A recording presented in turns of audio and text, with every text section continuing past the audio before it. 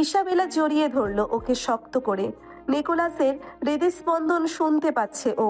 ওর দুই বাহু ধরে টেনে নিজের থেকে সরিয়ে সরে দাঁড়ায় নিকোলাস। ইসাবেলার মুখ থেকে ভালোবাসি শোনার পর নিকোলাসের রাগ সামান্য কমলো। ক্ষুব্ধ মুখটা শান্ত হলো। চেয়ে রইল ওর চোখে এক দৃষ্টিতে। কোনো ছল নেই, মিথ্যা নেই সেখানে। ইসাবেলা ক্রন্দনরত অবস্থায় আবার এগিয়ে এলো। নিকোলাসের রাগ বড় নির্মম। ইসাবেলার ভয় করছে, না মৃত্যুর ভয় নয়, এত কাছে পেয়ে হারিয়ে ফেলার ভয়ে ভীত ও। সভয়ে নিকোলাসের ডান হাতটা ধরল। নিকোলাস এখনো চুপচাপ চেয়ে আছে ওর দিকে। ইসাবেলা বলল, আমি তোমাকে ধোকা দেইনি নিকোলাস, বিশ্বাস করো আমাকে। বিশ্বাস আমার স্থানে থাকলে তুমি করতে? নিকোলাস হাত ছাড়িয়ে ওর হাতটা শক্ত করে ধরল, যেন সামান্য ঢিল দিলে ছুটে পালিয়ে যাবে ইসাবেলা। নিকোলাস অজান্তেই ইসাবেলাকে ব্যথা দিচ্ছে। ইসাবেলা তা বুঝতে দিলে তো? বিশ্বাস করাও আমাকে বেলা, বিশ্বাস করাও আমাকে, তুমি ধোকা দাওনি। বিশ্বাস করাও, এইমাত্র যা বলেছ সবটা সত্যি। তুমি আমাকে ভালোবাসো, এই কথা সত্যি। বিশ্বাস করাও বেলা। বলল নিকোলাস। ইসাবেলা মাথা নিচু করে বলতে শুরু করলো, সেদিন অস্বাভাবিক কিছু ঘটেছিল মেনাসের বাড়িতে। আমি আর মাধবেই রুমে বসে মাদামের অপেক্ষা করছিলাম। শেষ প্রহরে মাদাম ফিরলেন, কিন্তু মুমূর্ষ অবস্থায়। মাধবেইয়ের কোলেই প্রাণ ত্যাগ করলেন মাদাম। তারপর সেই ফুলের ব্যাপারটা বলল। নিকোলাস মনোযোগ দিয়ে শুনছে ওর কথা। ইসাবেলা বলল, পুরো বাড়িতে আগুন ধরে গেল মুহূর্তেই। মাধবেইকে নিয়ে বেরিয়ে এলাম। মাধবীর নাম শুনে নিকোলাসের চোয়াল শক্ত হয়ে ওঠে। ইসাবেলা টের পেয়ে বলল, ও আমার বোনের সন্তানের বাবা নিকোলাস। তাতিয়ানাকে খুব ভালোবাসে মাধবেই। আমি ওদের এক করতে চেয়েছিলাম। ওদের এক করতে গিয়ে আমাকে আলাদা করে এসেছিলে? নিকোলাস, জবাব দাও বেলা। আমার যে আর উপায় ছিল না তখন। ভেনাসের বাড়ি আগুনে জ্বলছিল ওরা সবাই। অজানা এক বিপদ আমাদের মাথার উপর। তুমি সেখানে ছিলে না। কি করব বুঝতে পারছিলাম না আমি। মাধবীকে বিপদ মুক্ত করতে সেই মুহূর্তে ওই স্থান ত্যাগ ছাড়া আর কোনো পথ ছিল না আমার নিকোলাস। আমি তোমাকে ওভাবে ছেড়ে আসতে চাইনি। ওখানকার অবস্থা তোমার অজানা নয়। চারিদিকে যুদ্ধের ভয়াবহতা, রাস্তায় জার্মান আর্মির টহল। আমাদের যাওয়ার আর কোনো জায়গা ছিল না। মাধবী বলল, রিগার রওনা দিলে ভালো হবে। আমি অপেক্ষা করতে চেয়েছিলাম, বিশ্বাস করো, কিন্তু ইসাবেলা এক হাতে মুখ ঢেকে কাঁদতে লাগলো। আর যে মিথ্যা বলতে পারছে না ও। আন্দ্রেইয়ের কথা বলা সহজ হলেও ইসাবেলা বলল না। ভাইয়ে ভাইয়ের সম্পর্ক খারাপ করতে চাই না। নিকোলাস আন্দ্রেইকে বিশ্বাস করে ভালোবাসে। ইসাবেলা নতুন করে ওর মন ভাঙতে পারবে না। তুমিহীন এক মুহূর্ত আমার কাছে নরকসম ছিল নিকোলাস। আমার প্রতি প্রহরের অপেক্ষায় তুমি ছিলে। আমি তোমাকে ভালোবাসি নিকোলাস, সত্যিই ভালোবাসি। নিকোলাস ওর হাত ছেড়ে দেয়। ওর কেন যেন মনে হচ্ছে ইসাবেলার কিছু লুকাচ্ছে। কি লুকাচ্ছে নিকোলাসকে জানতে হবে। অনেক প্রশ্নের উদয় হয় মনে, কিন্তু এখনই প্রশ্নগুলো করলো না। তবে এখনো এইটুকু নিশ্চিত হলো, ইসাবেলা ওকে ধোকা দেয়নি। পুরোপুরি সত্যিও বলছে না। মুখ থেকে ওর হাতটা সরিয়ে নেয়। কেঁদে মুখ লাল করে ফেলেছে ইসাবেলা। হিচকে উঠছে। নিকোলাস আজলা ভরে ওর মুখটা তুলল। বৃদ্ধাঙ্গুলে চোখের পানি মুছিয়ে দেয়। এই মেয়েটাকে ফিরে পাওয়ার জন্যে কতই না ব্যাকুল হয়েছিল, আর ওকেই কিনা এভাবে কাঁদাচ্ছে। মনে মনে নিজেকে তিরস্কার করলো নিকোলাস।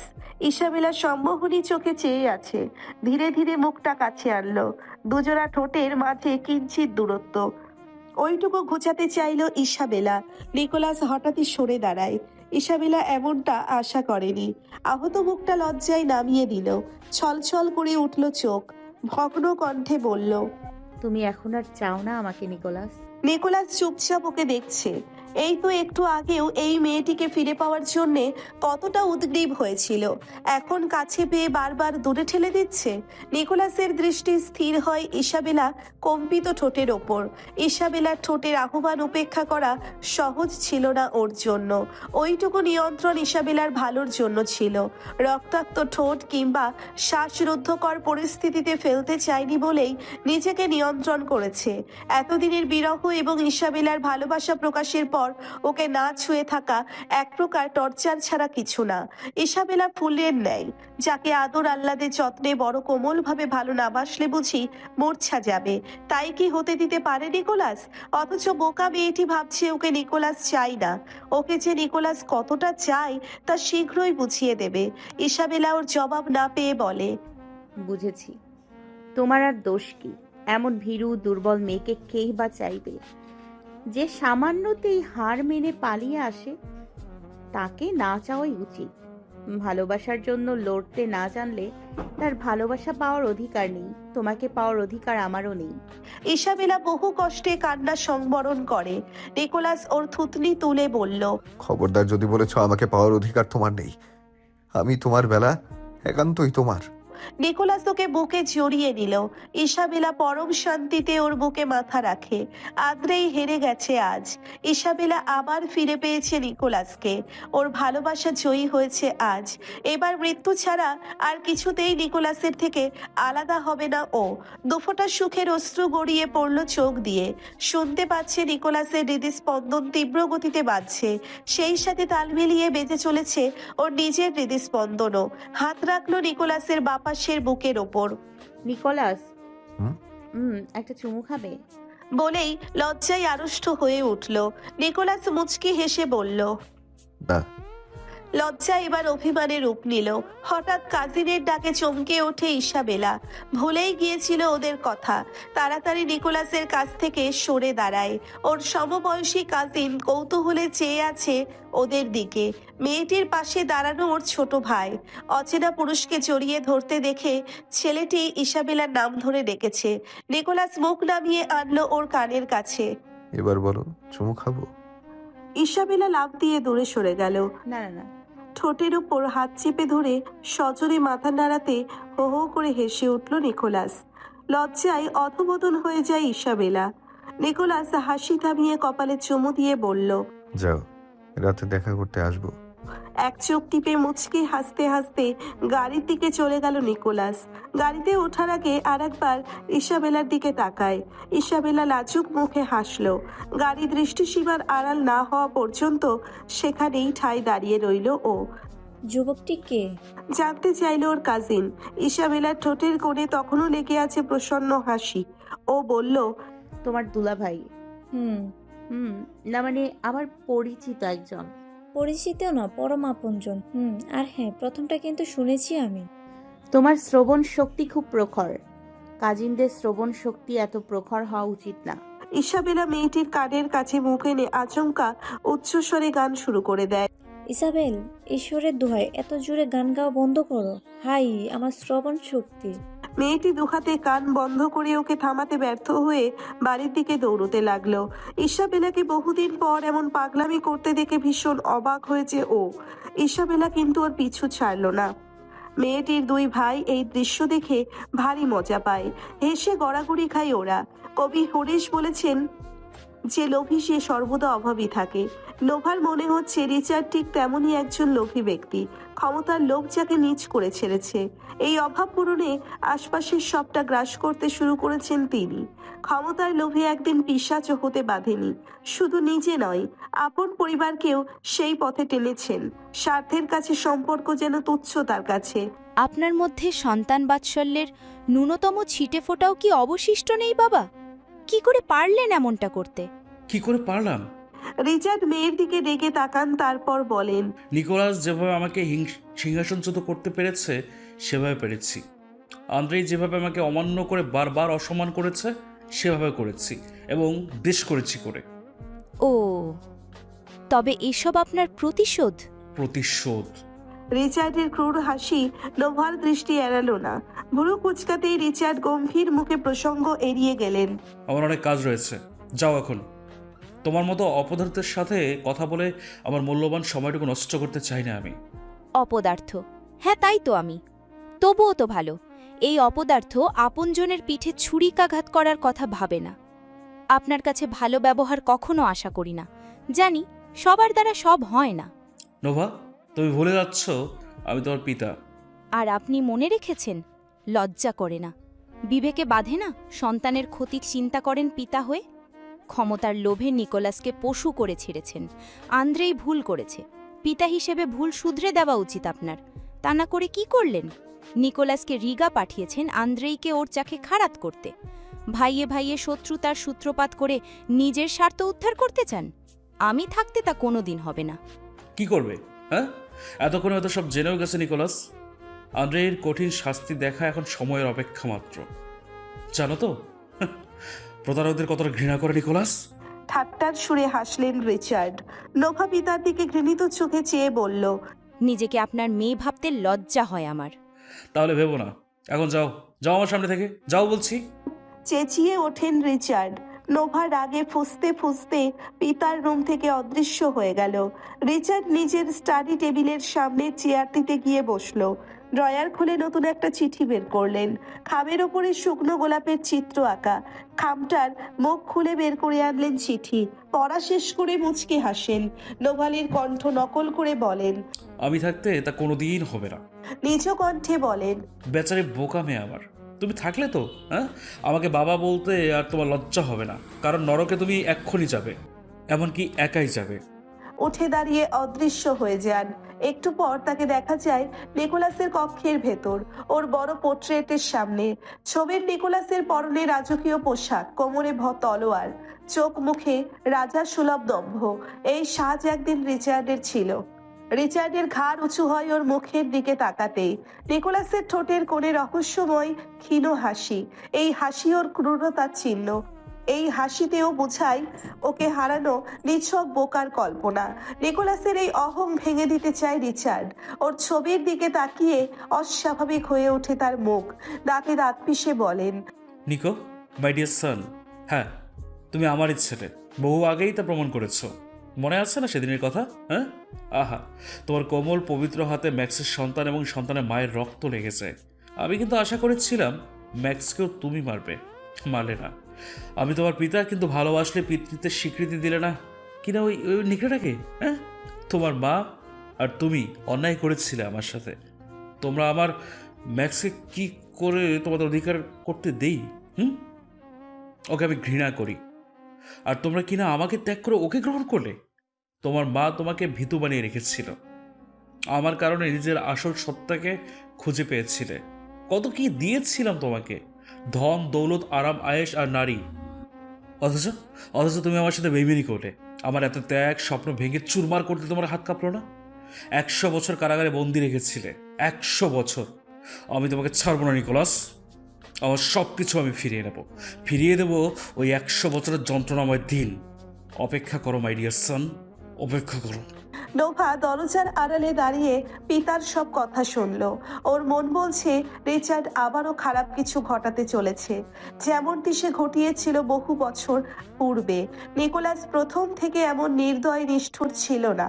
পিতার লোভে ওর এমন পরিণতি। স্বার্থের কাছে সন্তানও তুচ্ছ রিচার্ডের কাছে। মহা ক্ষমতাধর হতে চেয়েছিলেন, আত্মা সঁপে দিয়েছিলেন শয়তানকে। শয়তান এবার পবিত্র আত্মা চাইল। রিচার্ডের কুনজর গেল নিকোলাসের ওপর। কিশোর নিকোলাসকে ম্যানুপুলেট করতে খুব বেশি কষ্ট হয়নি তার। আগাথা এবং ম্যাক্স ছিল নিকোলাসের দুর্বলতা। সেই দুর্বলতার সুযোগ নিয়ে সুচতুরভাবে নিকোলাসকে বশ করেন তিনি। ওর পবিত্র হাতে রক্তের দাগ লাগে রিচার্ডের ষড়যন্ত্রে। ওকে সম্পূর্ণভাবে যাচ্ছিলেন, সেদিন পেয়ে গেলেন। পাপের অনুশোচনায় দগ্ধ ওর আত্মাকে সুকৌশলে শয়তানকে উৎসর্গ করলেন। নিকোলাস যে একেবারে কিছু বোঝেনি তা নয়। মানুষের জীবনে এমন একটা সময় আসে যখন সে ভালো মন্দের পার্থক্য বুঝতে পেরেও মন্দকে বেছে নেয়। শয়তানের প্রভাবটা তখন খুব বেশি থাকে, আর থাকে তার অতীত কর্মের পাপের ভার। এই ভারটাই দুর্বল করে দেয়, ধৈর্য হারায়, ডুবে যায় অন্ধকারে। নিকোলাস সেদিন দুর্বল, অসহায় ও অবুঝ ছিল। ওপরে উঠতেই ওকে দিয়ে সকল নিজ কর্মই করিয়েছেন রিচার্ড। সন্তান নয়, প্রভু ভক্ত কুকুর বানিয়ে ফেলেছিলেন। রিচার্ডের সকল আদেশ বিনা বাক্যে মানত নিকোলাস। রিচার্ডের লোভের সাথে বাড়ল ওর নিষ্ঠুরতা, পৈশাচিকতা। এদিকে দাসবৃত্তি অসহ্য হয়ে উঠল নিকোলাসের কাছে। পিতাকে এত দিয়েও মন ভরাতে পারেনি। প্রাপ্ত সম্মান তো দূরের কথা, সন্তান হিসেবে মূল্য পর্যন্ত দেয়নি রিচার্ড। রিচার্ডের ওপর কমিউনিটির অনেকে নাখোশ ছিল। তারাও নিকোলাসকে গোপনে গোপনে পিতার বিরুদ্ধে করে তুলল। নিকোলাস তখন দুর্বল নয়, বরং শক্তি বুদ্ধিতে অনন্য। কমিউনিটির রাজা হওয়ার জন্য রিচার্ডের চেয়ে যোগ্যতা ওর বেশিই ছিল।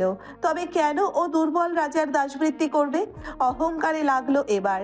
শক্তির জোরে খুব সহজে পিতাকে হটিয়ে সিংহাসন দখল করে নিল। রিচার্ড নিক্ষিপ্ত হয় কারাগারে। তার কিছু করার ছিল না তখন। নিকোলাস সব দিক থেকে কোণঠাসা করে রাখে। এত বছরে রিচার্ডের দুর্বলতা ওর জানা হয়ে গিয়েছিল। তাছাড়া নিকোলাসের বিরুদ্ধে লড়াই করার মতো লোকবল এবং শক্তি কোনোটাই তখন তার ছিল না। নিকোলাসের পরে কমিউনিটিতে যদি কেউ শক্তি বুদ্ধিতে শ্রেষ্ঠ হয় তবে সে আন্দ্রেই। ছোট ছেলেকে বসে আনার সব রকমের পন্থা অবলম্বন করেও ব্যর্থ হন। তার আঙ্গুলের ইশারায় চলা সোফিয়াও ছেলেকে নিকোলাসের বিপক্ষে করতে অসমর্থ হয়েছিলেন। সেই দিনে রিচার্ড পণ করেছিলেন ভাই ভাইয়ের এই জোর তিনি ভাঙবেন। বিশ্বাসঘাতকতার কঠিন শাস্তি দেবেন নিকোলাসকে। তাকে অমান্য করার উচিত শিক্ষা পাবে আন্দ্রেই। নিকোলাসের কাছে বহুভাবে ক্ষমা প্রার্থনা করে অবশেষে মুক্তি মেলে। সেই থেকে একটু একটু করে নিকোলাসের বিরুদ্ধে জয়ী হওয়ার প্রস্তুতি নিচ্ছেন। ইসাবেলা নিকোলাসের সম্পর্কের ব্যাপারে বেশ খবর রাখেন রিচার্ড। একবার যে ভুল করেছিলেন এবার আর করবেন না।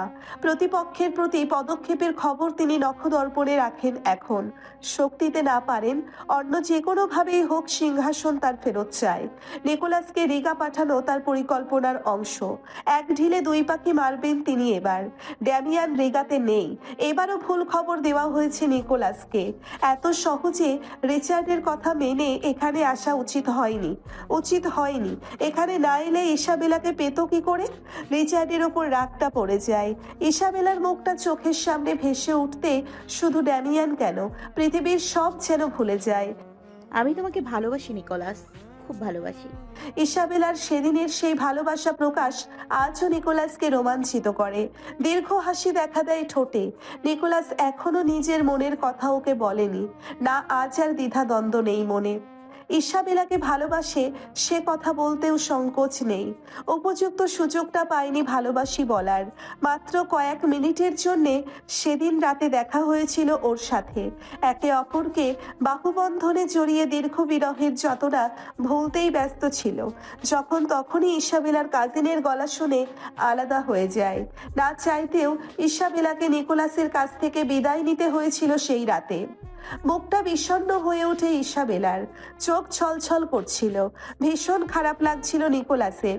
ইসাবেলাকে নিজের থেকে আলাদা করতে চাইছিল না এক মুহূর্তের জন্য, কিন্তু উপায়ও তো ছিল না। ওদের সম্পর্কের স্বীকৃতি কেউ দেবে না। কারো স্বীকৃতির ধার ধারে না অবশ্য নিকোলাস। ভয়টা ইসাবেলাকে নিয়ে। জানাজানি হলে ইসাবেলার বিপদ হতে পারে। আগে নিকোলাস নিজেকে নিয়ে ভাবতো, আজকাল ওর সকল ভাবনার কেন্দ্রবিন্দু ইসাবেলা। সেদিন বিদায়কালে কথা দিয়েছিল শীঘ্রই দেখা করবে ওর সাথে। মাঝখানে কিছুদিন কেটে গেল ড্যামিয়ানকে খুঁজতে। ওকে না পেলেও কিছু গুরুত্বপূর্ণ তথ্য পেয়েছে। নিকোলাস চেয়ার ছেড়ে উঠে দাঁড়ায়। এই মুহূর্তে ইসাবেলার সান্নিধ্য ওর প্রয়োজন। ওকে ছাড়া এক মুহূর্ত দীর্ঘ অর্থহীন মনে হয়। কি করে যে কেটেছে এই কটা দিন তা শুধু ওই জানে। হাওয়ায় অদৃশ্য হয়ে ইসাবেলার রুমে প্রবেশ করলো। বিছানায় গভীর ঘুমে আচ্ছন্ন ইসাবেলা। নিকোলাস নিঃশব্দে ওর শিওরে গিয়ে বসলো। মুখ নামিয়ে আনলো ওর গলার কাছে। জোরে শ্বাস টানে। কি মিষ্টি সুবাস, লাল গোলাপের ঘ্রাণের মতোই যেন। এই সুবাস ধরে এই রুম পর্যন্ত আসতে ওর খুব বেশি বেগ পেতে হয়নি। ইসাবেলার ঘুমন্ত মুখের দিকে তন্ময় হয়ে তাকিয়েছিল। হঠাৎ ওর ঠোঁটে দৃষ্টি স্থির হয়। মনে পড়ে সেদিন একটা চুমো আবদার করেছিল। ওর কাজিনরা ওভাবে হাঁ করে তাকিয়ে না থাকলে নিকোলাস কি না করতো? কখনো না। নিকোলাস ধীরে ধীরে মুখটা নামিয়ে আনে ইসাবেলার ঠোঁটের দিকে। ঠোঁট ছোঁয়াতেই যাবে অগ্নি চোখ মেলে তাকায় ইসাবেলা। ঠোঁট দুটো ঠেলে মুখের ভেতর নিয়ে মাথা দুদিকে নাড়ে। নিকোলাস ভ্রু কুঁচকে বলে, চুমু দেবো না? ইসাবেলা আবার মাথা নাড়ায়, যার অর্থ না। কেন? নিকোলাস জানতে চায়। ইসাবেলা এবার ঠোঁটের ওপর হাত রেখে বলে, আমি ব্রাশ করে ঘুমাইনি। তো? বাসি মুখে চুমু খাবে? ঘৃণা লাগবে না তোমার? না, এবার হাত সরাও। ইসাবেলা হাত সরাই না। বেলা, না, সবসময় তোমার কথাতে হবে নাকি? সেদিন আমি চেয়েছিলাম, তুমি দাওনি। আজ আমিও দিব না। সদবোধ শীঘ্রই আসবো বলে পুরো 3 দিন পরে এসে আবার ঘুমিয়ে থাকার সুযোগে চুমু খেতে যাওয়া এত সহজ? শেষ দুটো বাক্য বিড়বিড় করে বললেও নিকোলাস বুঝতে পারে ওর অভিমানী গাল ফুলানো মুখটার দিকে মুচকি হেসে হাত দুটো মাথার কাছে চেপে ধরে। ইসাবেলা ভরকে যায়, আমতা আমতা করে বলে, কি করছো? ছাড়ো বলছি। না, আগে যা চাই তা দাও। এটা কিন্তু রীতিমতো স্বেচ্ছাচারিতা। তাই বুঝি? নিকোলাস ওর দিকে আবার ঝুঁকে আসতেই ইসাবেলা চোখ বন্ধ করে ফেলে। ও সত্যি সত্যি এই মুহূর্তের জন্য প্রস্তুত নয় এখন। অনেকক্ষণ পরেও যখন ঠোঁটে কিছু টের পেল না, চোখ মেলে তাকালো, নিকোলাস সোজা হয়ে বসে আছে শিওরে, ঠোঁটে মুচকি হাসি। তাড়াতাড়ি উঠে বসলো ইসাবেলা। নাইটির রোগটা সরে গিয়ে বুকের অনেকখানি দেখা যাচ্ছিল। নিকোলাস গলা ছেড়ে অন্যদিকে মুখ করে বসলো। লজ্জায় জড়সড় হয়ে দ্রুত রোগটা ঠিক করে নিল ইসাবেলা। দুজনেই চুপচাপ বসে রইল কিছুক্ষণ। দেওয়াল ঘড়িতে টিকটিক বেজে চলছে সেকেন্ডের কাঁটা। মধ্যরাত। নীরবতা ভেঙে একসময় ইসাবেলা বলে উঠল, তুমি রাগ করলে? আমাকে দেখে মনে হচ্ছে আমি রাগ করেছি? ইসাবেলার দিকে ঘুরে বসলো নিকোলাস। ওর হাতটা মুঠোর মধ্যে নিয়ে বলল, আমি ভীষণ অসভ্য, ইতর। যা চাই তা নিজের করে ছাড়ি। আমি তোমার জন্য সভ্য ও মনুষ্যত্ববান হতে চাইছি বেলা। ইসাবেলা স্মিত হাসলো। নিকোলাসের গালের একপাশে হাত রেখে বলল, আমি তোমাকে তোমার মতোই ভালোবাসি নিকোলাস, সে তুমি যেমনই হও না কেন। এভাবে বলতে থাকলে আবার কিন্তু চুমু খেতে চাইবো বেলা। Shit, control Nicholas, control. Isabella খিলখিল করে হেসে ওর গলা জড়িয়ে ধরলো। তারপর গালে চুমু দিয়ে বলল, ওয়েট, আমি ব্রাশ করে আসছি। 2 মিনিট পরে ব্রাশ করে ফিরে এলো ইসাবেলা। নিকোলাস বিছানায় আধা শোয়া হয়েছিল। ইসাবেলাকে দেখতে হাত বাড়িয়ে ডাকলো। কাছে এসো বেলা। ইসাবেলা কাছে যেতেই ঠোঁটে গাঢ় চুম্বন দিল। তারপর কপালে কপাল রেখে বলল, আর দূরে যাবে না। তুমি গেলে? আমার সকল পথের গন্তব্য তোমার কাছে এসেই শেষ হবে বেলা। তোমার কাছেই। তুমি আমার ঘর, আমার ভালোবাসা। বড্ড ভালোবাসি তোমায় আমি। শূন্যে ভাসছে ইসাবেলা। চোখ দুটো এক টুকরো কালো কাপড়ে বাঁধা। একা নয় ও, ওকে জড়িয়ে ধরে আছে নিকোলাস। কিছুক্ষণ আগে কথা বলতে বলতে হঠাৎ এক টুকরো কালো কাপড় হাতে নিয়ে নিকোলাস বলেছিল, বিশ্বাস করো আমায় বেলা। নিজের চাইতেও বেশি। জবাব দিয়েছিল ইসাবেলা। মিথ্যা বলেনি ও। দু চোখ বন্ধ করে নিকোলাসকে বিশ্বাস করে এখন। নিকোলাস সন্তুষ্ট হয়েছিল জবাব পেয়ে। ওকে নিয়ে শূন্যে ভাসলো। গন্তব্য এখান থেকে বেশ দূরে। প্রায় মিনিট 5 পরে নির্দিষ্ট গন্তব্যের কাছে গিয়ে নামলো। পায়ের নিচে নরম ঘাস অনুভব করছে ইসাবেলা। পা ভিজে যায় শিশির বিন্দুতে। আসার পূর্বে চটিজোড়া পরতে ভুলে গেছে। নিকোলাস ওর হাত ধরে সামনে এগোতে লাগলো। কৌতূহল দমাতে না পেরে ইসাবেলা বলল, কোথায় যাচ্ছি আমরা? বড্ড অধৈর্য তুমি, সুইট হার্ট। আর একটু সবুর করো, সব প্রশ্নের জবাব পেয়ে যাবে। কানে আলতো চুমু দিয়ে চাপা গলায় বলল নিকোলাস। ইসাবেলা মৃদু কম্পিত হলো ওর উষ্ণ ঠোঁটের স্পর্শে। গলা ছেড়ে বলল, তোমায়ও একদিন এমন করে চোখ বেঁধে কোথাও নিয়ে যাব। সেদিন দেখবো কত ধৈর্য তোমার। তোমার ক্ষেত্রে একেবারেই ধৈর্য নেই আমার। ইসাবেলার হাতের পল্লবে চুমু দিল নিকোলাস। তারপর আবার বলল, তবে কোনো একদিন আমাকে নিয়ন্ত্রণ করার সুযোগ তোমাকে দেব। তখন চোখ বাঁধো অথবা যা ইচ্ছে হয় করো, কিছু মনে করবো না। নিকোলাস সম্মোহনী গলায় বলল। ওর কথার অর্থ বুঝতে পেরে লাজে রাঙা হয়ে ওঠে ইসাবেলা। গলা দিয়ে আর কথা বেরোয় না। ওর লাজুক মুখ দেখে মুচকি হাসে নিকোলাস। থেমে যায় মূল গন্তব্যে এসে। পৌঁছে গেছি আমরা। চোখের বাঁধন খুলে দেয় নিকোলাস। ইসাবেলা সামনে যেয়ে বাঁক রুদ্ধ হয়ে গেল।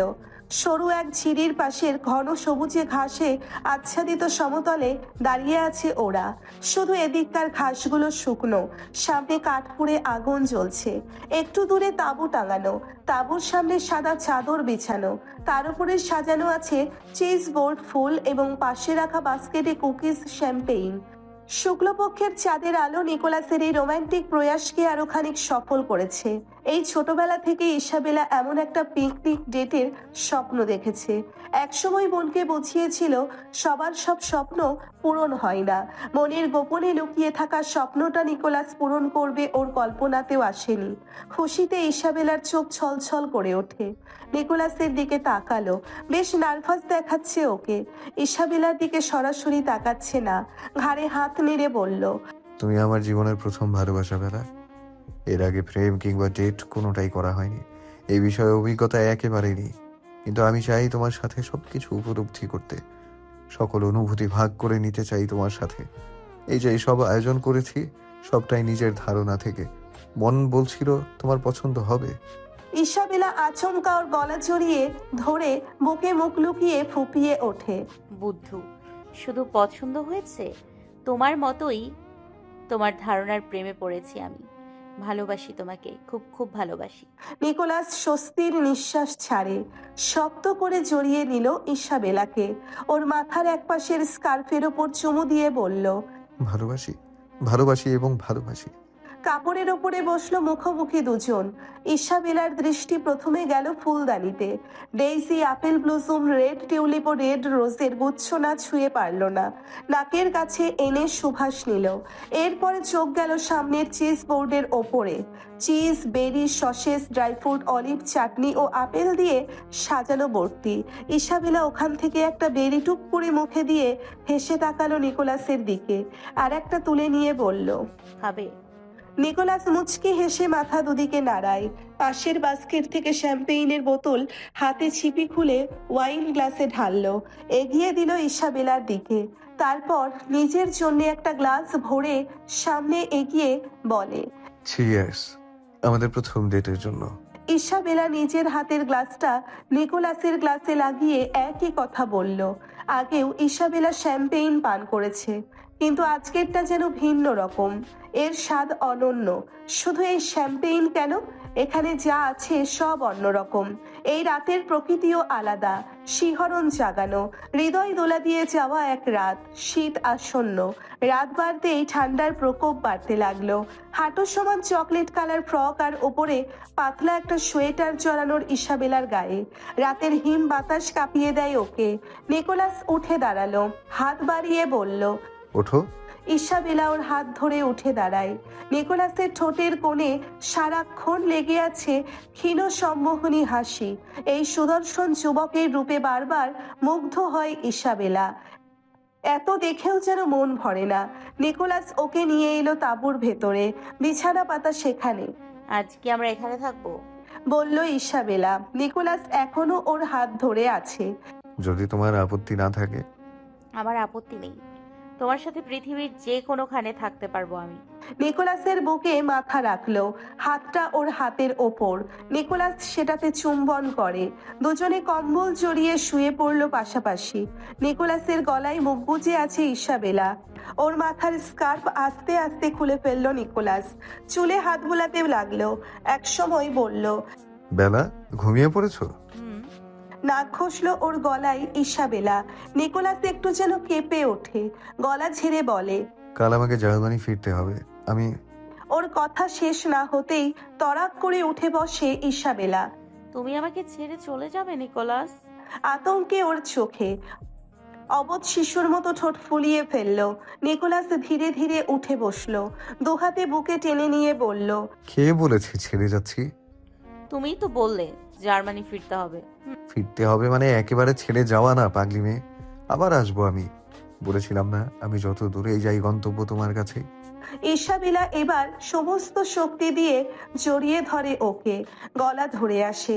নিকোলাস ওর মাথায় হাত বুলিয়ে বলল, বেলা, গার্লফ্রেন্ড হবে আমার? ইসাবেলা মুখ তুলে রেগে তাকায়। এতদিন কি ছিলাম তাহলে? নিকোলাস হাসলো। এটাই ছেলে, কিন্তু জিজ্ঞেস করা তো হয়নি। আনুষ্ঠানিকভাবে সম্মতি চাচ্ছি। ও। ইসাবেলা ফের শুয়ে পড়ল। নিকোলাস ভ্রু কুঁচকে বলল, এটা তো জবাব হলো না। আচ্ছা ঠিক আছে। আচ্ছা ঠিক আছে, ঠিকঠাক জবাব দাও বেলা। নিকোলাস ওকে টেনে উঠিয়ে সামনে বসায়। এত বড় গুরুত্বপূর্ণ ব্যাপারে এমন গা ছাড়া জবাব কেউ দেয়? ইসাবেলা জবাব না দিয়ে গুম মেরে বসে রইল। নিকোলাস মৃদু ধমকের সুরে ফের জবাব চাইতেই সশব্দে কেঁদে ওঠে। বেকায়দায় পড়ল নিকোলাস। গার্লফ্রেন্ড হবে কিনা জবাব চেয়েছে, তার জন্য কাঁদতে হবে কেন? বেলা, কান্না থামাও। ইসাবেলা আরো জোরে কাঁদছে। শেষে উপায় না পেয়ে ওর ঠোঁটে নিজের ঠোঁট বসিয়ে দিল। কান্নার শব্দ গিলে নিল নিকোলাস। ইসাবেলা আস্তে আস্তে কান্না থামিয়ে দুহাতে নিকোলাসের গলা জড়িয়ে ধরে। আশপাশটা যেন মুহূর্তেই তপ্ত হয়ে ওঠে। আরো ঘনিষ্ঠ হয়ে বসলো ইসাবেলা। ঠোঁট ছেড়ে নেমে এলো নিকোলাসের গলায়, তারপর আরো নিচে। পরনের শার্ট খুলতেই নিকোলাস খপ করে ওর হাত ধরে ফেলে। বেলা কি করছো? গলা শুকিয়ে এলো ইসাবেলার। আসলেই কি করছে ও? শ্যাম্পেইনের প্রভাব পড়েছে। দ্রুত হাত ছাড়িয়ে লজ্জায় অধবদন হয়ে ওঠে। শ্বাস ভারী হয় ওর। শারীরিক সম্পর্কে অভিজ্ঞতা নেই ইসাবেলার। এই নিয়ে কম কথা শোনেনি।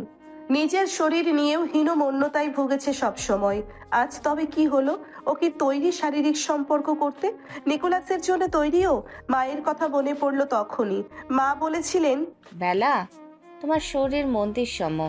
মন্দির যেমন একমাত্র ঈশ্বরের পূজার জন্য তৈরি, তোমার দেহ তেমনি একজন পুরুষের, তোমার স্বামীর। তাড়াতাড়ি মুখ লুকিয়ে উল্টো দিকে শুয়ে পড়ে ইসাবেলা। মায়ের এই শিক্ষাকে ধর্ম বলে মেনে এসেছিল এতদিন, আজ এতটা দুর্বল হলো কেন? লজ্জায় ওর মাথা কাটা যাওয়ার উপক্রম। নিকোলাস যেন বুঝতে পারলো, পেছন থেকে জড়িয়ে ধরে। আমার দিকে ফেরো বেলা। ইসাবেলা মাথা নাড়ায়, ফিরবে না। নিকোলাস জোর করে নিজের দিকে ঘুরিয়ে ওর থুতনি তোলে। তাকাও আমার চোখে। সিক্ত চোখের পাতা তুলে তাকায় ইসাবেলা। নিকোলাস শুধায়, একটু আগে যা হয়েছে তার জন্য লজ্জিত তুমি? মৃদু মাথা নাড়ায় আনত মুখে ইসাবেলা। নিকোলাস জানে ইসাবেলা সতী, ভয় হীনমন্যতা থাকবে স্বাভাবিক। তাই তো নিজেকে নিয়ন্ত্রণ করে রাখে ওর কাছাকাছি এলে। জোর দেয়নি শারীরিক সম্পর্কে।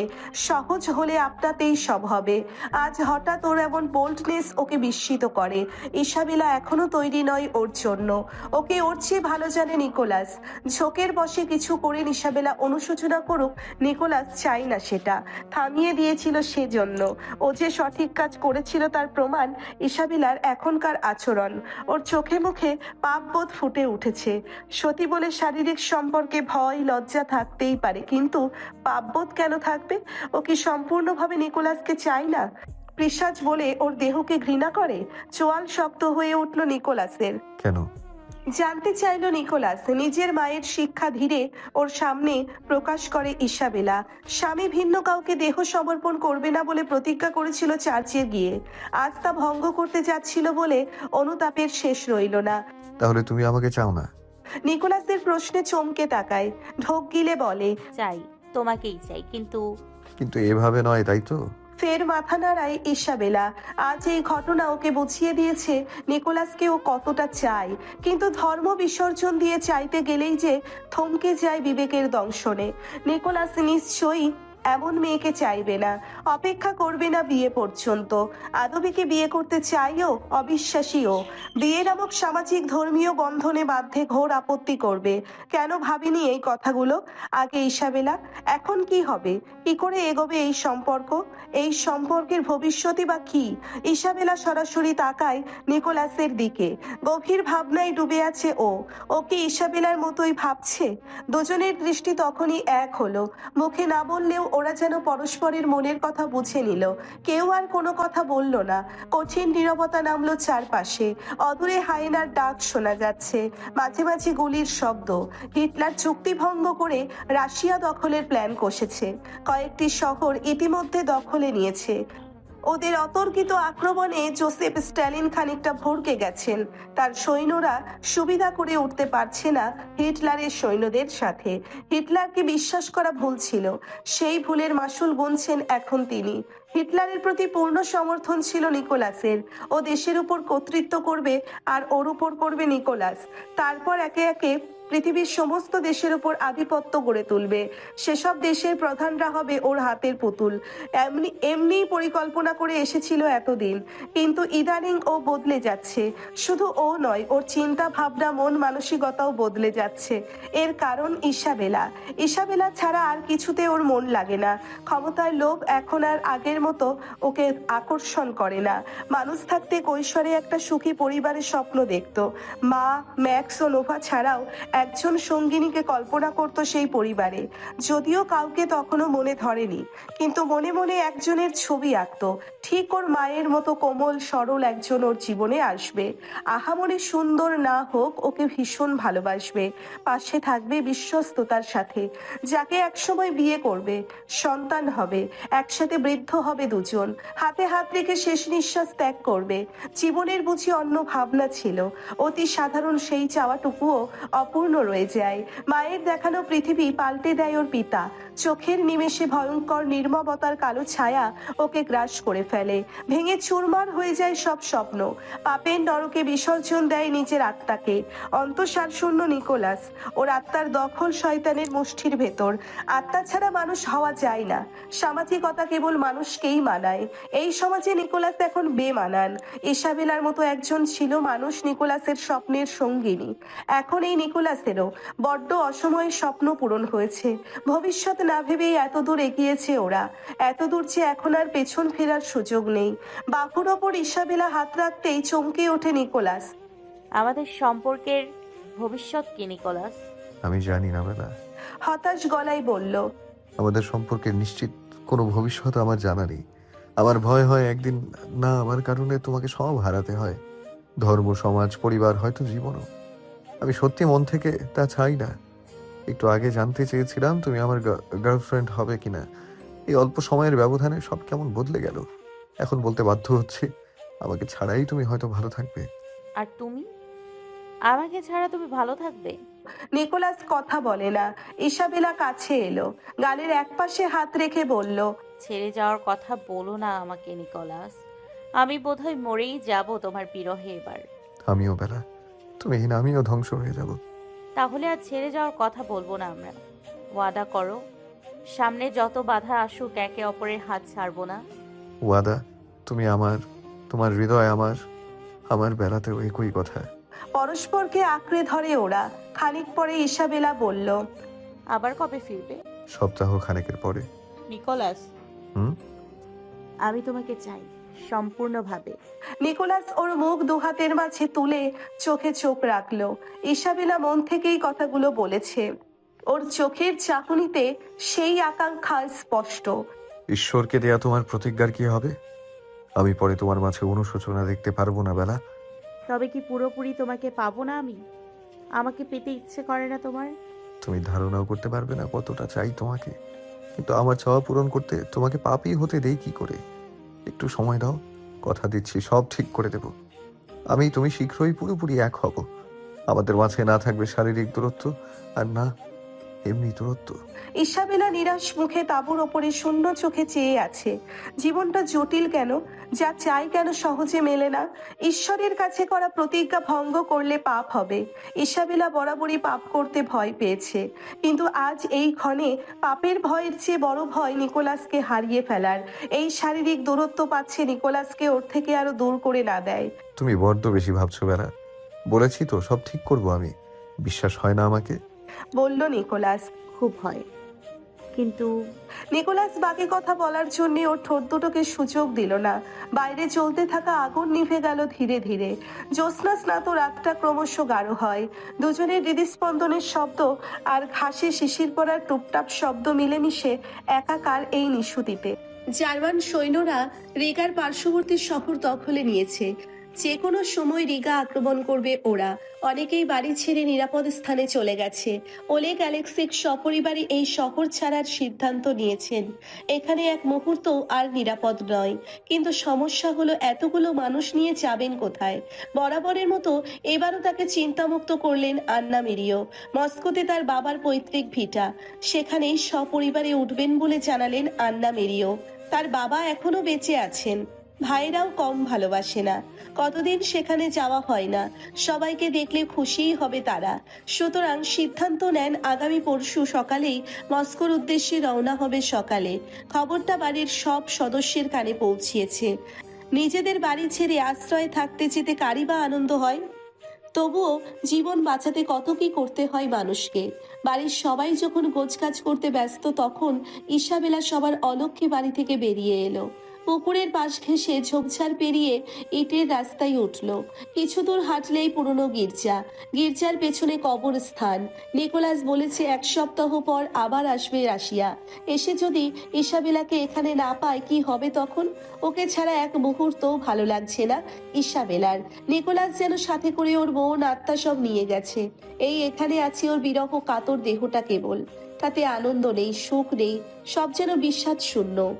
এত আপনজন থাকার পরও হৃদয়টাতে কেবলই বৈরাগীর দোতারা বাজে। নিকোলাস ছাড়া সত্যিই ও শূন্য। ভালোবাসার মানুষটি ছাড়া এই 1 সপ্তাহ শতাব্দীর সমদীর্ঘ। আরো দীর্ঘ হোক ইসাবেলা চাই না। নিকোলাস তো নাই, তাই তো এখানে আসা ইসাবেলার। দুপুর এখনো হয়নি, সকালের রোদের তেজে শীতটা একেবারে জবথব হয়ে পড়েছে। এতক্ষণ দ্রুত পায়ে হেঁটে আসায় ঘেমে উঠেছে ইসাবেলা। গায়ের সোয়েটার খুলে ফেললে আরাম পাওয়া যেত, কিন্তু সেই সময় যে নেই। কেউ এখানে ওকে দেখলে সমস্যা হতে পারে। স্থানীয়দের ধারণা মতে এই কবরস্থানটিতে অশুভ কিছু রয়েছে। রাত তো দূরের কথা, দিনের বেলাতেও এদিকে আসা যাওয়া করে না কেউ। এক প্রকার নিষিদ্ধ স্থানটিতে নিরুপায় হয়ে এসেছে ইসাবেলা। সাবধানে গির্জার পলেস্তারা খসা দেওয়ালে ঘেঁষে দাঁড়ালো। সামনে কবরস্থান, তার মাঝে মাঝে দাঁড়িয়ে আছে ক্রুশ চিহ্ন। 17 বছরের আগের ইসাবেলা হলে এই নিস্তব্ধ গুমট এবং মৃতের রাজ্যে আসতে ভয়ে জ্ঞানই হারাতো। আজ যে ভয় করছে না তা নয়, বেশ ভয় করছে। কফিনের ভেতরে সবাই তো আর নিকোলাস নয়। ইসাবেলা গলার ক্রুশটা ধরে ঈশ্বরকে স্মরণ করতে করতে বাঁদিকে এগিয়ে গেল। বাড়ি থেকে বেরোনোর আগে এটাও পড়ে নিয়েছিল। কবরস্থানের চারিপাশে বড় বড় নানান গাছের সারি। 4টে কবর পেরিয়ে থামলো ও। সামনের সমাধির স্তম্ভে বড় বড় অক্ষরে লেখা পিয়েতর গুসেপ, একজন ভাই, একজন পিতা, 1820 থেকে 1876। The great art of life is sensation to feel that we exist even in pain, Lord Byron. সমাধিস্তম্ভে লেখা কথাগুলো মনে মনে কয়েকবার আওড়ালো ইসাবেলা। ভ্লাদিমির কাছে একটু আধটু ইংরাজি শেখা, ইদানিং অবসরে ইংরেজি সাহিত্য পড়ছে। আগের তুলনায় ভাষাটা সহজ এখন। লেখাগুলো বেশ ভাবালো ওকে। কোনো এক কারণে এই পিয়েতর লোকটা সম্পর্কে জানার কৌতূহল বাড়িয়ে দিল। এবার দেখা হলে নিকোলাসকে লোকটা সম্পর্কে জিজ্ঞেস করবে। ইসাবেলা ফ্রকের বুকের কাপড়ের ভেতর থেকে চিঠিটা বের করলো। নিকোলাস জার্মানি ফিরে যাওয়ার আগে বলেছিল বিশেষ প্রয়োজন হলে এই কবরের ডালার ফাঁকে চিঠি রেখে যেতে। সময় মতো নিকোলাস পর্যন্ত পৌঁছে যাবে। ইসাবেলা ডালার ফাঁকে গুজে রাখলো চিঠিটা। চোখটা আবার স্তম্ভশিলার নামটার উপর পড়লো। হঠাৎ একটা প্রশ্ন মাথায় উদয় হলো, পিয়েতর গুসেপো কি পিশাচ? এই শহরেও পিশাচ আছে? গির্জার সামনের দিক থেকে মানুষের গলা শুনে চমকে ওঠে ইসাবেলা। প্রশ্নটা যেভাবে উদয় হয়েছিল সেভাবেই কোথাও মিলিয়ে গেল। তাড়াতাড়ি ও সেখান থেকে সরে এলো। আড়ালে দাঁড়িয়ে দেখলো মানুষগুলোকে। এরাও বাড়ি ছেড়ে অন্য কোথাও যাচ্ছে। গির্জার সামনে গিয়ে চলে যাওয়া ইটের রাস্তা ধরে এগোচ্ছে ওরা। দৃষ্টি সীমার বাইরে যেতে ইসাবেলা বেরিয়ে এলো। তাড়াতাড়ি বাড়ির পথ ধরলো ও। সরাসরি বাড়িতে ঢুকলো না। মা ওকে এমন এলোমেলো পোশাক ও ঘর্মাক্ত শরীরে দেখলে হাজারটা প্রশ্ন করবেন। ইসাবেলা মায়ের প্রশ্ন এড়াতে পেছনের দরজা খুলে ঢুকলো। যাওয়ার আগে ভেতর থেকে দরজাটা খুলে রেখে গিয়েছিল। চুপি চুপি জানালা ডিঙিয়ে হলঘর দিয়ে সিঁড়ি বেয়ে এক দৌড়ে নিজের রুমে ঢোকে। ঘামে ভেজা কাপড় পাল্টে গোসলখানায় গিয়ে গোসল করে নিল আগে। শরীরে তোয়ালে জড়িয়ে কাঁপতে কাঁপতে রুমে ঢুকতেই মাকে দেখতে পেল। গভীর ভাবনায় বোধ হয়ে বিছানার ওপর বসে আছেন। সারাক্ষণ রাশভারী মুখ করে থাকলেও মমতার সূক্ষ্ম ছায়া রয়েছে তাতে। মায়ের ব্যক্তিত্ব ভীষণভাবে আকর্ষণ করে ইসাবেলাকে।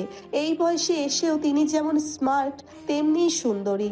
বাবা ওলেগ প্রায়ই হেসে বলেন, তোর মাকে প্রথম দেখেই নিজের সাথে প্রতিজ্ঞা করেছিলাম, জীবনে বিয়ে যদি করি তবে একেই করব। তোর মা দয়া করে আমায় বিয়ে না করলেও আমি নিশ্চিত সন্ন্যাসী হতাম। ইসাবেলা জানে বাবা মজা করে বললেও একথার সত্যতা শতভাগ। মাকে ওর বাবা খুব ভালোবাসেন, শুধু রূপের কারণে নয়, আন্নামেরিও আপাতমস্তক গুণবতী রমণী। লোকে বলে রূপবতীদের বুদ্ধি আধুলির সমান। মাকে দেখে ইসাবেলা জেনেছে লোকের সব কথা সত্য হয় না। বুদ্ধি বিচক্ষণতার জোরে এবারের সর্বে সর্বা আজ ওর মা। এমনকি ওর দাদু দিদাও বড় পুত্রবধূর মতামতকে ধ্রুব বলে মানে। ইসাবেলা নিজেকে যেন মায়ের ঠিক বিপরীত ভাবে। কতবার এই নিয়ে ছোটবেলা আক্ষেপ করেছে। মা ওকে বুঝিয়েছে প্রতিটি মানুষের নিজস্ব সত্তা থাকে, আমাদের উচিত নিজেই সেই সত্তাটাকে ভালোবাসা। নিজের চোখে যে নগণ্য পরের চোখে অনন্য হবে কি ভরে সে। আরও কতভাবে বুঝিয়েছিল, কিন্তু মায়ের মতো হতে না পারার আক্ষেপ ওর কিছুতেই যায়নি। মা, হুম। চকিতে তাকালেন মেয়ের দিকে আন্না মেরিও, যেন ভিন্ন এক জগৎ থেকে এইমাত্র এখানে এলেন। এত কি ভাবছিলে বলো তো? মায়েদের কত ভাবনা থাকে। সে যাক, যেটা বলতে এসেছিলাম। বলেই দম নিলেন, উঠে দাঁড়ালেন। সদ্য স্নান সেরে আসা মেয়েকে দেখে হতাশ গলায় বললেন, আহ, তুই দেখছি গোসল করে নিয়েছিস। ভেবেছিলাম তোকে একটু বেসমেন্টে যেতে বলবো। এখন বেসমেন্টে? কোনো বিশেষ দরকার আছে কি সেখানে? তেমনই, কিন্তু তোর তো আর যাওয়া হচ্ছে না, আমাকে যেতে হবে তাহলে। আমি যাব। কি আনতে হবে বলো আমায়। তোয়ালের নিচে অন্তর্বাস পরে আলমারি থেকে পুরনো একটা ফ্রক পরে নিল ইসাবেলা। আন্না মেরিও একটা ফর্দর সামনে ধরে বললেন, এই জিনিসগুলো বেসমেন্টের স্টোরেজ থেকে নিয়ে আসবি। আর একটা নীল দাগের ছোট্ট বাক্স আছে, সেটাও নিয়ে আসবি। ইসাবেলা ফর্দটা হাতে নিয়ে বলল। ঠিক আছে, তাহলে আমি যাচ্ছি। মা এবং মেয়ে হলঘরে এসে থামলো। আন্না মেরিও আর একবার মনে করিয়ে দিলেন কি কি আনতে হবে। তারপর চলে গেলেন নিজের রুমের দিকে। অনেক কাজ পড়ে আছে তার, রাতের ভেতর সব গুছিয়ে নিতে হবে। ইসাবেলা বেসমেন্টে চলে এলো, হাতে ল্যাম্প। স্টোরেজে ঢুকে ল্যাম্প এক কোণের উঁচু স্থানে রাখলো। প্রথমে ফর্দে লেখা জিনিসগুলো একটা কাঠের বাস্কে ভরলো। কাজটা শেষ হলে মায়ের বলা নীল বাক্সের সন্ধানে নামে। ওটা খুঁজতে গিয়ে সেখানে রাখা একটি বাস্কের ওপর চোখ পড়লো ওর। ধুলোর আস্তরণের বাক্সের উপরে নামটা পুরোপুরি ঢেকে যায়নি। ফু দিয়ে হাতের সাহায্যে ধুলো ছাড়তে নামটা পরিষ্কার বোঝা যাচ্ছে, সিস্টার ভ্যালেরিয়া। এই নামটা ইসাবেলাকে বিষণ্ণ করতে যথেষ্ট। বাক্সটা তালাবদ্ধ। বাক্সটা খুলবে না করেও তালা ভাঙবে বলে মনস্থির করে বসে। ভারী পাথুরে একটি বস্তু দিয়ে সহজে তালাটা খুলে ফেললো। যা ভেবেছিল তাই। এতে ভ্যালেরিয়ার ব্যবহৃত জিনিসপত্র রয়েছে। সেগুলো নেড়েচেড়ে দেখতে দেখতে চোখ ভরে এলো ইসাবেলার। একটু পর পুনরায় গুছিয়ে রাখতে গিয়ে হঠাৎ চোখ গেল কালো রঙের একটি ফ্রকের দিকে। ভ্যালেরিয়া এসব পোশাক পরা অনেক আগেই ছেড়ে দিয়েছিল। এখানে কেন তাহলে? ইসাবেলা কালো ফ্রকটাতে হাত বুলিয়ে দেখছিল। হঠাৎ কিছু একটা বাঁধলো হাতে। ভালো করে দেখতে বুঝতে পারলো শক্ত গোলাকৃতির কিছু হবে। ফ্রকের কাপড়ে এমন ভাবে বাঁধা যে খুঁজে পেতে গিয়ে সময় লাগলো। নিচের কুচির ভাঁজের সাথে কৌশলে সেলাই করে আটকানো বাক্সটা। এত কৌশল করে বাক্সটা লুকিয়ে রাখা হয়েছে কেন? ইসাবেলা কৌতূহল দবাতে না পেরে বাক্সটা বের করে ছাড়লো। কাপড়টা তাতে ছিঁড়ে গেল। বেজায় খারাপ লাগলো ইসাবেলার। ভ্যালেরিয়ার শেষ স্মৃতি নষ্ট হোক চায়নি। মন খারাপ করে চেয়ে রইল লাল মখমল কাপড়ে মোড়ানো বাক্সটার দিকে। এই ঘোড়ার ডিমের বাক্সের জন্য আমার ভ্যালেরির জামাটা ছিঁড়ে গেল। ক্ষুব্ধ কণ্ঠে বলল ইসাবেলা। যে বাক্সটার জন্য ওর প্রিয় ভ্যালেরিয়া জামা ছিঁড়ল তার রহস্য জেনেই ছাড়বে। চারপাশে লেশ খুলে সাবধানে ওটার মুখ খুলল। এক টুকরো কাগজ ছাড়া ওতে কিছু নেই। এইটুকু কাগজে কি এমন আছে যার জন্যে এত রাজকীয় ব্যবস্থা? কাগজটার ভাঁজ খুলে দেখলো সেটা একটা ম্যাপ। কিছু সাংকেতিক চিহ্নও রয়েছে তাতে, কিন্তু কিছুই বুঝতে পারলো না ইসাবেলা। কাগজটা আবারও উল্টে পাল্টে দেখলো না। না, কিছুই বোঝা যাচ্ছে না। বেলা, এখনো কাজ শেষ হয়নি তোর? আন্না মেরিও ওপর থেকে জিজ্ঞেস করলেন। এই তো ভালো মা। মায়ের ডাকে খাবড়ে গিয়ে তাড়াহুড়ো করে ভ্যালেরিয়ার ব্যবহৃত জিনিসের বাক্সটা বন্ধ করলো। তারপর আবার সে নীল দাগের বাক্স খুঁজছে। তখনই খেয়াল হলো এখনো সেই কাগজটা ওর হাতে। কাগজটা আগের বাক্সে রাখবে বলে এগোই। তাড়াতাড়িতে পায়ের সাথে কিছু বাধা লেগে হুমড়ি খেয়ে পড়তেও পড়লো না। কিন্তু ওর হাতের ধাক্কায় কাপড়ে ঢাকা বড় আয়নাটা ভেঙে পড়ে ফ্লোরে। বেলা, কি ভাঙলি? আন্না মেরিও ওর গলা উদ্বিগ্ন শোনায়। ইসাবেলা কপাল চাপড়ে নিজেকে মনে মনে বকে। মাকে উদ্দেশ্য করে মিথ্যা বলে। তেমন কিছু না মা, এই একটা পুরনো গ্লাস। আন্না মেরিও গলা নামিয়ে কি যেন বললেন। বেসমেন্টের সিঁড়িতে তার হিলের শব্দ শোনা যাচ্ছে। ইসাবেলা এখন কি করবে? সব গুছিয়ে রাখতে গিয়ে ওর চোখ স্থির পায়ের কাছের কাচের টুকরোর ওপর। কাগজটা উল্টে আছে টুকরোটার ওপরে। সরাতে গিয়ে থমকে যায়। পরিচিত একটি নাম যেন দেখলো। কাগজটা আবার উল্টে পাল্টে দেখে। না, মনের ভুল। সারাক্ষণ ওকে নিয়ে ভাবছে বলেই হয়তো এমন ভুল হয়েছে। কিন্তু মন মানল না। ভাঙা আয়নার টুকরোটার দিকে ফের তাকালো। হাতের কাগজের টুকরো নিল ভাঙা আয়নার সামনে। মনের ভুল না, এই তো নামটা স্পষ্ট দেখতে পাচ্ছে। ওই যে সাংকেতিক চিহ্ন, ওগুলোর মাঝে এই নামটা লুকিয়ে ছিল। আয়নার প্রতিবিম্বে দেখা যাচ্ছে সেটা। নিকোলাসের সাথে এই কাগজের সম্পর্ক কি? বেলা, স্টোরেজের দরজা ঠেলে আন্না মেরিও ভেতরে ঢুকতে দ্রুত কাগজটা বুকের কাপড়ের নিচে লুকিয়ে ফেললো ইসাবেলা। ওর মাথায় হাজারটা প্রশ্ন ঘুরপাক খাচ্ছে। কাগজটা ভালো করে দেখতে হবে আর একবার। যে করেই হোক এর ভেতরের রহস্য উদ্ঘাটন করতে হবে ওকে। জানতে হবে নিকোলাসের নামটি কেন লেখা। বেলা, কি হয়েছে? মেয়ের চিন্তিত মুখ দেখে প্রশ্ন করলেন আন্না মেরিও। জোরপূর্বক হাসলো ইসাবেলা। ঢোক গিলে বলল, আয়না ভেঙে গেছে মা। মহল কাঁপানো শব্দ করে রুমের দরজা খুলে যেতেই চেয়ার ছেড়ে লাফিয়ে ওঠে নোভা। গভীর মনোযোগ দিয়ে জার্নাল লিখছিল, কলমটা এখনো রয়ে গেছে হাতে। মুখের চমকটা মুছে এক রাশ ক্ষুব্ধতা প্রকাশ পেল। রাগে ফুঁসে উঠে বলল, এত দুঃসাহস তোমার? আমার কক্ষে বিনা অনুমতিতে প্রবেশ করো, এবং এমন অশিষ্টের মতো? পল অপরাধীর মতো মাথা নিচু করে বলল, মাফ করবেন রাজকু। তোমার জিহ্বা টেনে ছিঁড়ে ফেলবো ফের ওভাবে সম্বোধন করেছো যদি। বেরিয়ে যাও আমার চোখের সামনে থেকে, বেরিয়ে যাও বলছি। পল এক চুল নড়ল না দেখে নোভা ওর কলার চেপে ধরে। লম্বায় ও পলের চেয়ে কয়েক ইঞ্চি ছোট। ঝুঁকতে হয় পলকে। নোভার এই আচরণে বিস্মিত না হয়ে পারে না। আরেকটা অদ্ভুত ব্যাপার ঘটে। ওর হৃদস্পন্দন অস্বাভাবিক হয়, মনে হয় এখনই হৃৎপিণ্ড ফেটে যাবে। নোভার দৃষ্টির তাপে ভেতরটা শুকিয়ে আছে। চোখ নামাতে গেলে কলার ধরে রাখা মুষ্টির চাপ দৃঢ় হয়। আড়ষ্ট হয়ে আসা জিহ্বা বহু কষ্টে নড়ে। এ কি করছেন? ছাড়ুন আমাকে। পল বাঁচতে চায়। নোভা চাইলেই ও বাঁচবে, নয়তো লক্ষণ ভালো নয় বেশি। হঠাৎই নোভার রাগ হওয়ায় মিলিয়ে গেল। ঠোঁটের কোণে ক্ষীণ সম্মোহনী হাসি। এই হাসির অর্থ পল বোঝে। চট করে চোখ বুজে ফেলল। কি চাইছে এই মেয়ে? পলকে এভাবে নাজেহাল না করলে কি চলছে না ওর? ওই বা সেই সুযোগ দেয় কেন নোভাকে? পল নিজেকে সামলে নেওয়ার চেষ্টা করে। তারপর ছাড়িয়ে নিতে চায় নোভার মুষ্টি থেকে শার্টের কলার। নোভা ছাড়ছেই না। পল আরো জোরে দিতেই নোভা ধাক্কা দিয়ে দূরে ঠেলে দেয়। তারপর বিড়বিড় করে কিছু যেন বলে। পল নিজেকে সামলাতে এত ব্যস্ত হয়ে পড়ে যে খেয়াল করে না। বেরিয়ে যাও, শীঘ্রই আমার সামনে আসবে না। যদি আসো তো তোমায় আমি শাস্তি দেব, এমন শাস্তি যা তুমি কল্পনাও করতে পারবে না। যাও। আবার ওর গলা কর্কশ হয়ে উঠল, মুখটা কঠিন। পল মনে মনে ওর বলা কথায় বারবার ভাবে শাস্তি দেবে কেন। পলকে ওর এত অপছন্দ। ওর কারণে পল বহুদিন কোনো নারীর সঙ্গ উপভোগ করেনি। ওর কারণে পল কোনো মেয়েকে বিছানায় কামনা করতে পারে না। আর কি বাকি আছে যা করলে পলকে নোভার পছন্দ হবে? কি সেটা? কি? ভেতরে ভেতরে চাপা ক্ষোভে ফুঁসতে লাগলো। পরক্ষণেই অবাক হলো নিজের প্রশ্নে। কবে থেকে নিজেকে নোভার পছন্দ অপছন্দের ছাঁচে ফেলতে শুরু করলো ও? মন জবাব দিল অনেক আগে থেকেই। উপলব্ধি আজ হলো। চোখ তুলে দেখলো একবার নোভাকে। বদরাগী অহংকারী ডাইনি নয় আজ নোভা ওর চোখে। নোভা সুদর্শনা এবং খানিকটা অন্যরকম, যা হৃদয় তোলপাড় করে। কবি সাহিত্যিক হলে পল ওকে হয়তো এই মুহূর্তে তুলনা করত।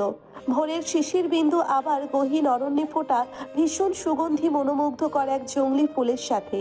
এই জংলি ফুলকে পল ঘৃণা করে না, পছন্দ করে। তাই তো নিজেও চায় নোভার পছন্দ হতে, কিন্তু তা কি সম্ভব? এখনো যাওনি? নোভার কর্কশ গলা পলকে মলিন করে দেয়।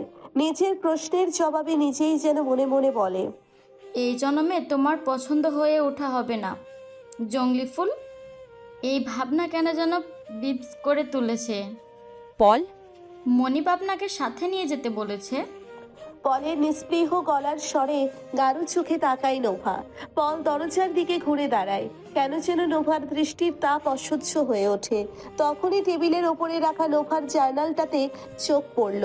ওর দৃষ্টি অনুসরণ করতেই নোভা অপ্রস্তুত হয়ে যায়। তাড়াতাড়ি জার্নালটা বন্ধ করে ড্রয়ারে লুকিয়ে ফেলল। পল এবার ভ্রু কুঁচকায়। এত দূরে দাঁড়িয়ে জার্নাল পড়া অসম্ভব ওর জন্য। নোভা কি বোঝেনি সেটা, নাকি পল তাকালো বলে এমন করলো? নোভা যে জার্নাল লেখে তা জেনেই অবাক হয় পল। কি লেখে ওতে? ওর মনের কথা, মনের মানুষের কথা। মনের মানুষ? নোভা কি কাউকে পছন্দ করে? পল অনুভব করলো ঈর্ষার একটা সূক্ষ্ম সূচ ওর মনে বিঁধল। ও ড্রয়ারের দিকে এক দৃষ্টিতে চেয়ে আছে দেখে ড্রয়ার শরীরের পেছনে আড়াল করে দাঁড়ায় নোভা। আঙ্গুল চোখের সামনে ধরে বলে, আমার চোখ ওপরে পল। ওই চোখেই তো তাকাতে ভয় করে আমার। ওর বিড়বিড়ানি স্পষ্ট শুনতে পায় না নোভা, বিরক্তি ছেড়ে বলে। কি বললে? মাথা দুদিকে নাড়িয়ে গোপনে দীর্ঘশ্বাস ছেড়ে বলে। চলুন কোথায়? মনিবের জলসা ঘরে। তুমি যাও, আমি একটু পরে আসছি। মনিব আমাকে আদেশ করেছে আপনাকে সাথে নিয়ে যেতে। যদি না যাই জোর করবে? আপনি ভালো করেই জানেন সেই দুঃসাহস আমার নেই। কি করে জানবো? বাড়ি কাঁপিয়ে আমার দরজা খোলার তো সাহস দেখিয়েছো আজ। নোভা টেবিলের পাশ থেকে বিছানার দিকে হেঁটে এলো। পলের ঠিক ওর দিকে পল বলল। ক্ষমা করবেন বেয়াদবির জন্য। আমি অনেকক্ষণ ধরে দরজায় কড়া নাড়ছিলাম। আপনি জানার লেখায় এত মগ্ন ছিলেন যে টের পাননি। তার জন্য অমন করে দরজা খুলবে? অভিযোগ করল নোভা। পল কি করে বোঝাবে এতবার কড়া নেড়ে ওর সারা শব্দ না পেয়ে চিন্তা হচ্ছিল। দরজাটাতে জোর সেই কারণেই পড়েছে। ভুল হয়েছে, আবারও ক্ষমা চাচ্ছি। এবার প্লিজ চলুন আমার সাথে। পলের এমন অনুনয়ে নোভা আর তর্ক করতে পারল না। দুজনে হেঁটে চলল করিডোর ধরে। নিকোলাসের জলসা ঘর নিস্তলার ঘরের পূবের দিকে। পল আগে আগে হাঁটছে, নোভা পেছনে। পলের কেন মনে হচ্ছে নোভা ওর দিকে চেয়ে আছে। মনের কৌতূহল দমাতে না পেরে ঘাড়ের ওপর দিয়ে পেছনে ফিরল। নোভা অন্যদিকে তাকিয়ে আছে। হতাশ মুখের সামনে মুখ ঘুরায় পল। জলসা ঘরের কাছাকাছি আসতেই উগ্র অশ্লীল সঙ্গীত শুনতে পায় নোভা। একটু যেন ধীর হয় ওর চলার গতি, সাথে পলেরও। জলসা ঘরের দরজার কাছে যেতে যে দৃশ্য দেখে তাতে লজ্জায় চোখ নামিয়ে নেয় নোভা। 10-12টা অর্ধবসনা ডাইনি নিকোলাসের চারপাশে। নোভা এদের চেনে, কমিউনিটির পতিতালয়ে এদের বাস। আগে এই মহলে বেশ আসা যাওয়া ছিল ওদের। না আন্দ্রেই আনতো না। আন্দ্রেই ক্যাসানোভা হলেও ওর কিছু নীতি আছে। নিজ মহলে কোনোদিন কোনো মেয়েকে আনেনি। পতিতাগুলো আসতো নিকোলাসের জন্য। দৈহিক প্রয়োজনে খুব কম ডাইনিগুলোকে ব্যবহার করেছে। জলসাঘর বস্তুই মূলত বিভিন্ন কূটনৈতিক প্রয়োজনে। গত 1 বছর কিন্তু কোনো প্রয়োজনেই নিকোলাস জলসার আসর বসায়নি, ডাকেনি ওই কামুক ডাইনিগুলোকেও। কেন তার জবাবও নোভা জানে। ইসাবেলার কারণে। ওর ভালোবাসা বদলে দিয়েছিল নিকোলাসকে, কিন্তু আজ যেন সেই পুরনো নিকোলাসকে দেখছে ও। আন্দ্রেইয়ের ধারণা তবে ঠিক ছিল। নিকোলাস অবশেষে ভুলে গেছে ইসাবেলাকে। আন্দ্রেইয়ের অপরাধ ঢাকতে সত্য গোপন করলেও মনে মনেও চেয়েছিল নিকোলাসের মন থেকে ইসাবেলার প্রতি ভালোবাসা কোনোদিন না যাক। ভালোবাসা ওর দুর্বলতা না হোক, শক্তি হোক। আন্দ্রেইকে সাপোর্ট করলেও ওর মনোভাবকে কোনোদিন নোভা সাপোর্ট করে না, ভালোবাসার পক্ষেও। তবে সেটা কেবলই মনে মনে। প্রকাশ্যে আনলে কমিউনিটির সকলে হাসবে। এমনিতেই তো সবার নজরে দুর্বল ও। আজ নিকোলাসকে এই রূপে দেখে খারাপ লাগলো। রাগ হলো ওই ডাইনিগুলোর ওপর। একজন দরজায় দাঁড়ানো সুঠাম দেহি পলের দিকে এগিয়ে এলো, গলা জড়িয়ে ধরলো কাছে এসে। পল মানুষ হলেও এরা ওর ক্ষমতা জানে। নিকোলাসের ডান হাতের ক্ষতির চিন্তা ভুলেও করবে না, কিন্তু একটু আনন্দ উপভোগ তো দোষের না। ডাইনিটা ঠোঁট এগিয়ে আনতেই পল নোভার দিকে তাকায়। রক্ত চক্ষু নিয়ে ওদেরকেই দেখছে নোভা। এই আগুন দেখতে এত কেন ভালো লাগছে পলের? ডাইনি ঠোঁট বসিয়ে দেওয়ার আগেই ঠেলে ফেলে দিল পল। মুহূর্তেই ওটা দাঁত খিচিয়ে গালাগাল দিয়ে ওঠে। পল কিন্তু তখনও আর চোখে নোভাকেই দেখছিল। নোভা সুন্দর, রাগলে আরো সুন্দর দেখায়। হাসলো পল। পলকে গালাগাল দিয়ে ডাইনিটা সুরা হাতে নিকোলাসের পাশে বসলো। নোভার দৃষ্টি ফের গেল ভাইয়ের দিকে। ওরই দিকে অনিমেষ চেয়ে আছে নিকোলাস। কয়েকজন ডাইনি যেন গায়ে মিশে যেতে চাচ্ছে। নিকোলাসের সেদিকে কোনো হুঁশ নেই। আগের ডাইনিটা হাতের সুরাপাত্র একটু পর পর নিকোলাসের ঠোঁটের কাছে নেয়। ইচ্ছে করে পাত্রটা নাড়িয়ে দেয় যেন। সুরা নিকোলাসের থুতনি পেয়ে গলা দিয়ে নামতে নামতে অর্ধগোলা বুকে ছড়িয়ে যাচ্ছে। ডাইনিগুলো ঠোঁট নামিয়ে আনতে চায়, কিন্তু বাধা পায়। একটার চুলের মুঠি টেনে সরিয়ে দেয় নিকোলাস। বাধা পেয়ে রূপের আড়ালের হিংস্র পিশাচিনি হিসিয়ে ওঠে, আবার শান্ত হয়ে কাছে আসে। লজ্জায় চোখ সরিয়ে নেয় নোভা। ভাইয়ের এই নির্লজ্জতা দেখে মনে মনে ভীষণ কষ্ট পায়। নোভার মনে পড়ে না পূর্বে কখনো এমন নির্লজ্জতা দেখিয়েছে ওর ভাই। মাথা কি খারাপ হয়ে গেছে ওর? নোভালি, মাই ফায়ার ক্র্যাকার, কাজে এসো।